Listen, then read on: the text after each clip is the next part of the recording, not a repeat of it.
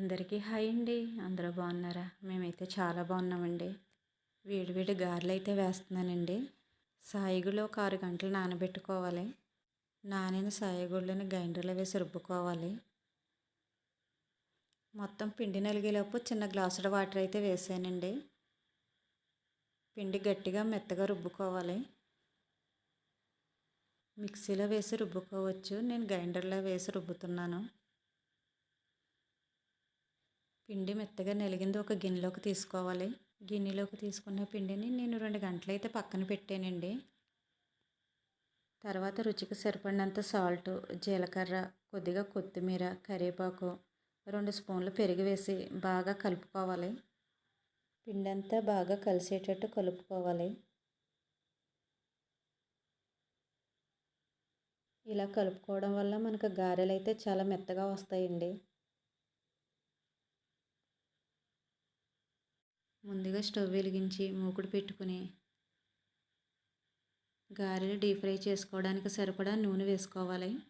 వేరుశనగ నూనె అయితే వేసాను నేను.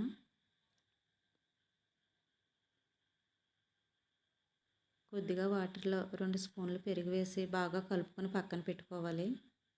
నూనె హీట్ అయిందో లేదని కొద్దిగా వేసి అయితే చూసానండి. నూనె అయితే హీట్ అయింది. ఇలా అరిటాకు ముక్కైనా మనకు కవర్ అయినా చేత్తో అయినా వేసుకోవచ్చండి. ఎవరికి ఎలా వీలుగా ఉంటే అలా వేసుకోవచ్చు. మజ్జిగ నీళ్ళలో చేయి తడుపుకుంటూ ఇలా రౌండ్గా చేసుకుని ఒకదాని తర్వాత ఒకటి మనం వేసుకోవాలి. గారెలు ఒక సైడ్ వేగాక రెండో సైడ్ తిప్పుకొని వేపుకోవాలి. రెండు వైపులా వేగినాయండి. ఒక గిన్నెలోకి తీసుకోవాలి.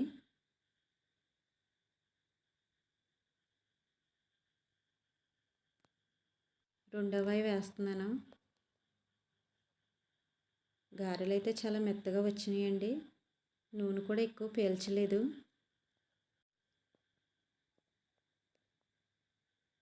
రెండు వైపులా వేగాక ఒక గిన్నెలోకి తీసుకోవాలి.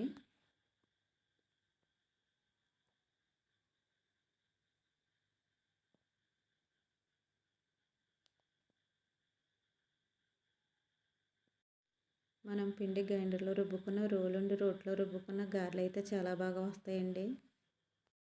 గారెల పిండి మనం గట్టిగా రుబ్బుకోవాలండి.